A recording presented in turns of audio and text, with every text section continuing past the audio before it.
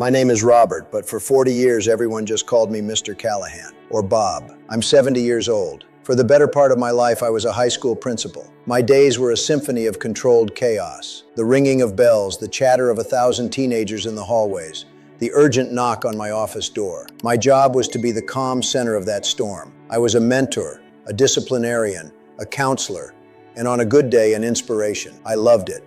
It wasn't a job, it was an identity. 3 years ago, I retired, and I walked out of that school thinking I was ready.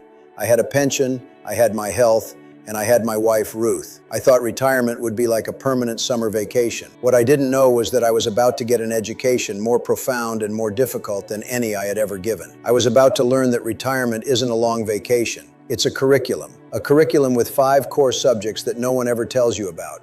And if you fail them, you fail at retirement. Today, I want to give you the lesson I wish someone had given me. I want to give you the syllabus for the School of Retirement. These are the 5 things I wish with all my heart someone had told me before I hung up my principal's tie for the last time. This isn't about money. This is about the stuff that really matters. The stuff that blindsides you when you're least expecting it. To understand these lessons, you have to understand my world. A high school is a community. It's a living, breathing organism. For 40 years, I was at the heart of it. Every morning, I'd stand at the front door and greet students by name. I knew their parents. I knew their struggles. I knew their dreams. My opinion mattered. When a student was in trouble, they came to my office. When a teacher had a problem, they sought my advice. When a parent was concerned, they called me. I was a hub. I was relevant. My days were filled with 1,000 small, meaningful interactions. I was woven into the fabric of my community. I didn't just have a job, I had a role. I had a purpose that was reflected back at me in the faces of hundreds of people every single day. Then I retired, and the music stopped. The bells stopped ringing. The hallways fell silent. The phone stopped ringing, and I found myself in a world that was terrifyingly quiet. The first few months were a blur of shoulds. I should travel. I should take up a hobby. I should relax. My wife, Ruth, a retired librarian, was a master of quiet contentment. She had her books, her garden, her circle of friends. I, on the other hand, felt like a ghost rattling around in my own life. I'd go to the grocery store and no one would stop me to ask about their kid. I'd go to the coffee shop and I was just another old man in the corner. The role that had defined me for 4 decades had vanished overnight, and I had no idea who I was without it. This brings me to the very first thing I wish someone had told me. Your work friends are not your real friends. That sounds harsh, I know, but it's a truth you need to understand. I loved my colleagues, the teachers, the staff, the other administrators. We were a team. We were a family. We went through crises together. We celebrated victories together. I thought those bonds were permanent. I was wrong. For the first 6 months of my retirement, I'd stop by the school. I'd bring donuts. I'd walk the halls. At first, people were happy to see me. "Bob, great to see you. How's retirement?" But they were busy. The bell would ring. A student would need them. The conversation would be cut short. I was a visitor, a tourist in my old life. After a while, my visits started to feel awkward. I could see it in their eyes, a kind of polite impatience. I was a reminder of the past, and they were busy with the present. The new principal was in my office. The school was moving on, without me. I remember one day I stopped by the teacher's lounge. A group of teachers I had worked with for over a decade were laughing about something. I walked in and the conversation just stopped. They all smiled at me, but the energy was gone. "Hey, Bob," one of them said, "what's up?" I didn't have anything to say. I wasn't a part of their world anymore. I was an outsider. I made some awkward small talk and I left. As I walked to my car, I felt a loneliness so profound it was like a physical ache. These people who I had spent more time with than my own family for years were moving on, and I had been left behind. The brutal truth is that most work friendships are based on shared context and shared problems. When you remove the context, the friendship often evaporates. I wish someone had told me to spend as much time cultivating friendships outside of my job as I did inside it. I had put all my social capital into one stock, and when that stock crashed, I was bankrupt. This leads to the second thing I wish I'd known. Your spouse is not your retirement plan. Ruth and I have been married for 45 years. I love her more than life itself, and I almost drove her crazy in my first year of retirement. Because I had lost my community at school, I tried to make her my new community. I followed her around the house like a lost puppy. She'd be reading in the living room and I'd sit next to her, sighing heavily until she asked me what was wrong. She'd be gardening and I'd go outside and offer unsolicited advice on her pruning technique. She had her own routines, her own rhythm of life, and I was a constant, disruptive presence. I expected her to fill the void that my job had left. I expected her to be my new source of entertainment, my new purpose, my new principle. It was an impossible and unfair burden to place on her. The breaking point came one afternoon. Ruth was part of a small book club, all retired librarians. They met at our house once a month. I decided that I should join them. I had been a principal. I was an educated man. I could contribute. I sat in on their meeting and I tried to lead the discussion. I talked about themes and symbolism. I corrected someone's interpretation of a character's motivation. The room grew quiet. The easy, joyful chatter that I usually heard from the other room was replaced by a tense, polite silence. After the meeting, after her friends had left, Ruth turned to me.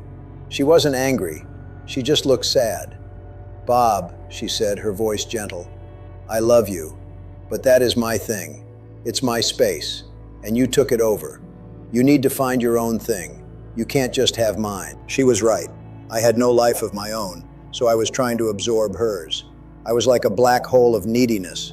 I wish someone had told me that retirement is a journey you take together, but you have to walk on parallel paths.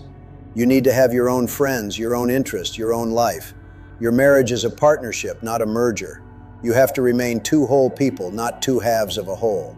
I had to learn to build my own life so that we could continue to share a life together. This brings me to the third lesson, which was the hardest for me to learn. You have to mourn your old identity before you can build a new one. I didn't realize it at the time, but I was grieving. I was grieving the loss of Mr. Callahan, the principal. I was grieving the loss of my relevance, my authority, my purpose. But I didn't let myself feel that grief. I tried to push it away. I tried to stay busy.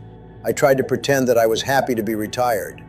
But the grief was still there, festering beneath the surface. It came out in anger. It came out in frustration. It came out in my constant, irritating need for attention. I had a student once, a young man named Michael, who was a star football player. In his senior year, he blew out his knee. His dream of playing college football was over. He was devastated.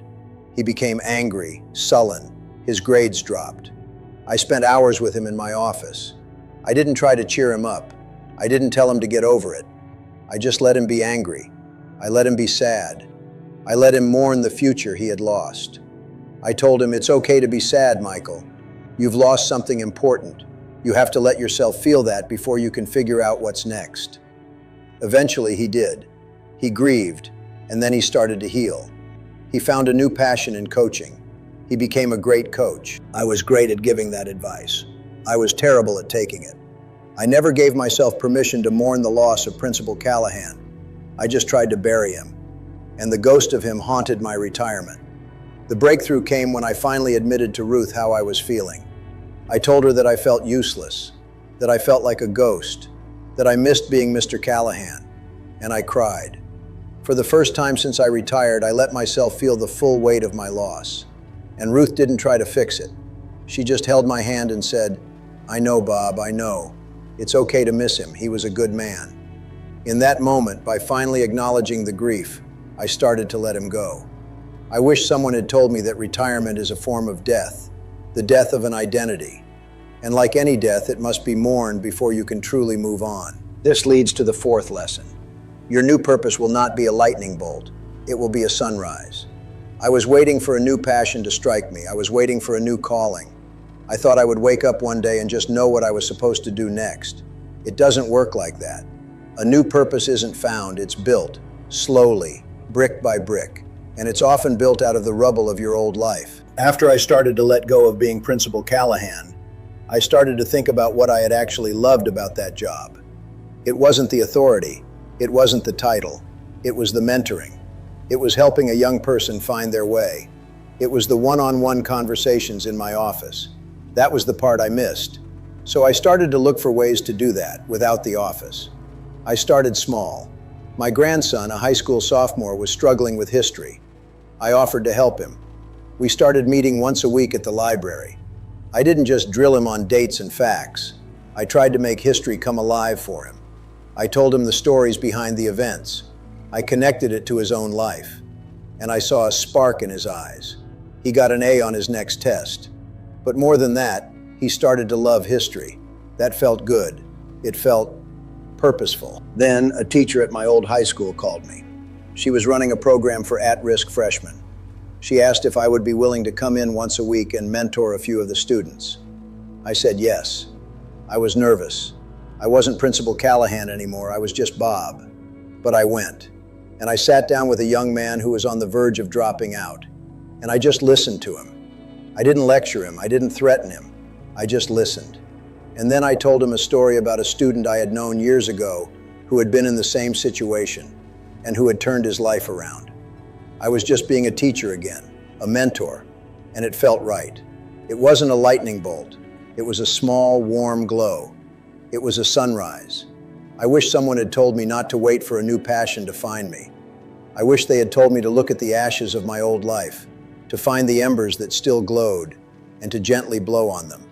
Your new purpose is often a quieter, more mature version of your old one. And that brings me to the fifth and final thing I wish someone had told me. The goal of retirement is not to be happy. It is to be useful. The relentless pursuit of happiness is a trap. It's a recipe for disappointment. Because happiness is a fleeting emotion. It comes and goes. But usefulness is a state of being.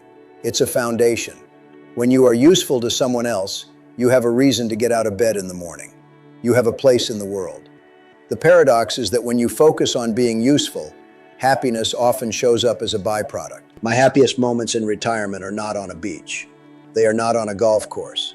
They are in a quiet corner of the library when my grandson's face lights up with understanding. They are in a classroom at the high school when a troubled young man shakes my hand and says, "Thanks, Mr. C, that helped." They are at my own dinner table when my wife tells me about her day and I can just listen without needing to fix anything, without needing to be the center of attention. In those moments, I am useful, and in those moments, I am happy. So that is the curriculum. The 5 subjects in the School of Retirement. 1. Your work friends are not your real friends. Cultivate your life outside of work now. 2. Your spouse is not your retirement plan. Build your own life so you can share a life together. 3. You have to mourn your old identity before you can build a new one. Give yourself permission to grieve. 4. Your new purpose will not be a lightning bolt, it will be a sunrise. Look for the embers in the ashes. And 5. The goal is not to be happy, it is to be useful. Focus on contribution, not consumption. I wish someone had handed me that syllabus on my last day of work. It would have saved me 2 years of loneliness, frustration, and grief. I had to learn these lessons the hard way, but you don't have to. The bell is about to ring for you. The hallways are about to fall silent, and a new education is about to begin. I hope you're ready. I hope you'll do better than I did. Class is about to be in session. Let me take you deeper into the silence that followed my retirement. The first lesson, about work friends, was the most immediate and brutal. My vice principal, a man named Frank, had been my right hand for 15 years. We were a team. We faced down angry parents, navigated budget cuts, and dealt with every kind of teenage drama imaginable. We had a shorthand, an unspoken understanding. We'd have lunch together almost every day. Our families would get together for barbecues. I considered him one of my closest friends. About a month after I retired, I called him. "Frank," I said, trying to sound cheerful, "how's it going? Holding down the fort?" There was a pause. "Oh, hey, Bob, yeah, things are crazy. We've got the accreditation review coming up." I could hear papers shuffling, another voice in the background. "Listen," he said, his voice distracted, "I'm in the middle of something. Can I call you back?" He never did. I tried again a few weeks later. The conversation was just as brief, just as strained. He wasn't being unkind, he was just busy. His world was still spinning at 100 miles an hour and mine had slowed to a crawl. The shared context that was the glue of our friendship was gone. I was no longer his partner in the trenches. I was a civilian, and he didn't have time for civilians. The final painful nail in that coffin came about a year later. The school was dedicating a new science wing. I had helped secure the funding for it before I left. I thought surely I'd get an invitation. I didn't. I read about it in the local paper. There was a picture of the ribbon-cutting ceremony. There was Frank standing next to the new principal, smiling for the camera. I wasn't even mentioned. It was a gut punch. It wasn't malicious, it was just an oversight. I was part of the school's history, and history is the past. The world moves on.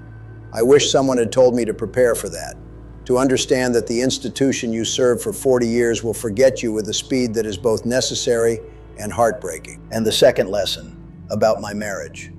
I cringe when I think about how I behaved. The book club incident was even worse than I let on. The book was a novel by a contemporary author Ruth loved. The discussion was lively and personal. The women were talking about how the main character's struggles with her daughter mirrored their own.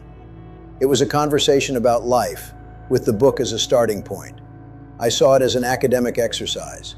I cleared my throat and said, I think we're missing the author's clear use of pathetic fallacy in the third chapter. The room went dead silent. You could have heard a pin drop. The women just stared at me. I had taken their warm, intimate conversation and turned it into a college seminar. I had corrected them. I had made them feel stupid in their own space. Ruth was mortified. Her look of pained embarrassment is seared into my memory. I had become that guy, the man who has to be the smartest person in the room, the man who sucks the joy out of everything. I was so desperate to feel relevant, to feel like an authority, that I had completely lost the ability to just be a participant, a listener, a friend. It wasn't just the book club, it was everything. Ruth had a morning ritual. She would get up before me, make a cup of tea, and sit by the window in the kitchen, watching the birds at the feeder. It was her 20 minutes of peace before the day began. I, in my retired boredom, started getting up with her. I'd sit across from her, drumming my fingers on the table. What's the plan for today? I'd ask, my voice booming in the quiet kitchen. Any big projects? I was treating her quiet time like a pre-shift briefing. I was a bull in her china shop of solitude. After a week of this, she started taking her tea into the bedroom and closing the door. It was a clear, silent message. I need to get away from you. And I was too wrapped up in my own needs to even understand the hurt I was causing. This is why the third lesson, about mourning, is so critical. My behavior was a symptom of a disease I refused to diagnose, grief. I was a man in mourning, but I was trying to pretend I was on vacation. The anger, the neediness, the constant search for validation, it was all just unprocessed grief. I remember one afternoon, I was cleaning out the attic. I came across a box labeled Principal's Office. Inside were mementos from my career, a collection of funny, misspelled notes from students, a silver apple paperweight from the teaching staff, a framed photo of me with a student who had won a national science fair. I sat there on the dusty floor of the attic, and I held that paperweight in my hand. It felt heavy, substantial. It felt like who I was, and I just started to sob. Not quiet tears, big, ugly, racking sobs. For the man I had been, for the life I had lost. I was grieving for Mr. Callahan. Ruth found me up there an hour later, just sitting in the dark, surrounded by the ghosts of my old life. She didn't say anything. She just sat down next to me, put her arm around my shoulders, and let me cry.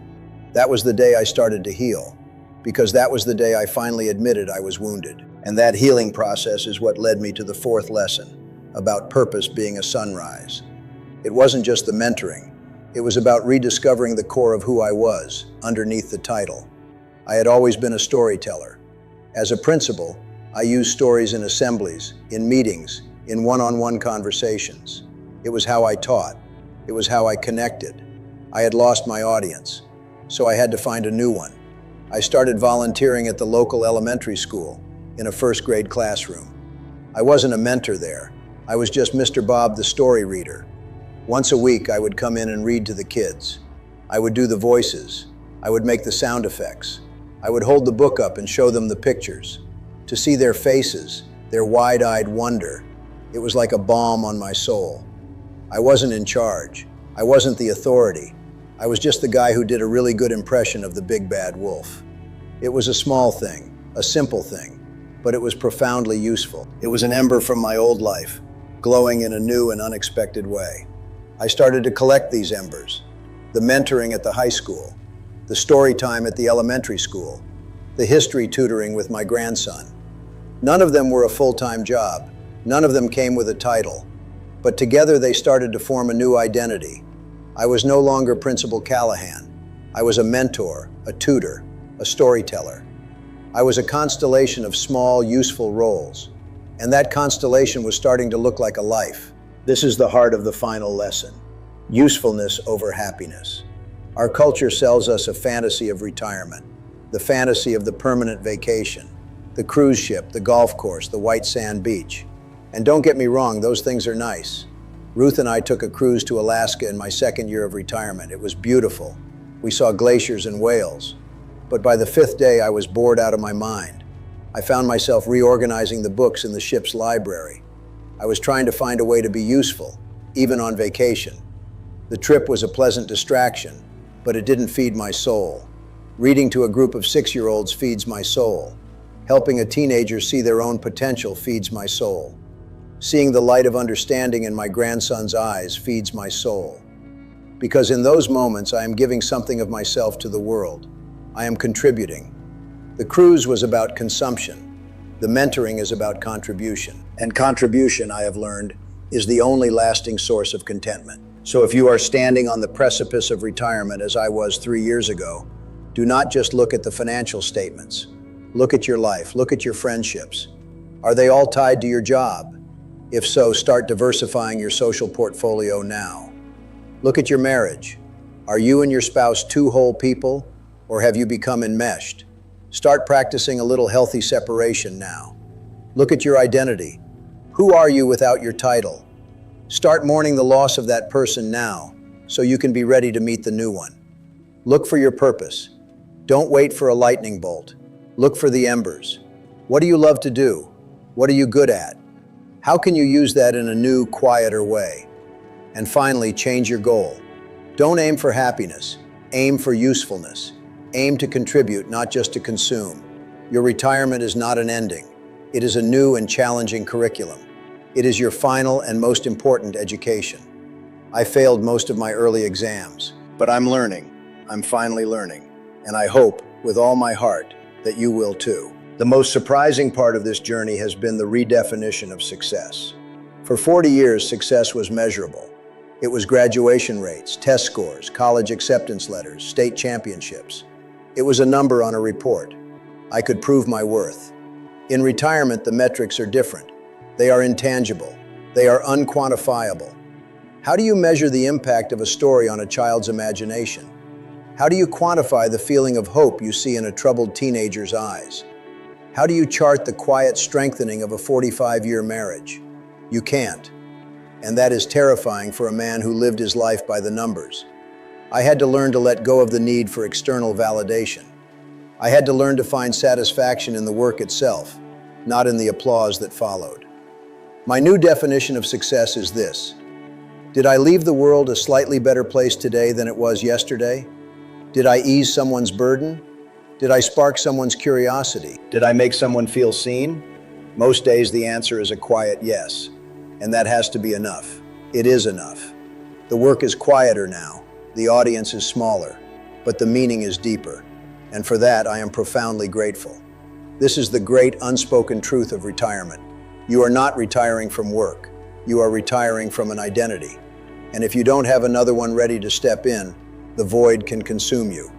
The world will not stop and wait for you to figure it out. It will move on, with or without you.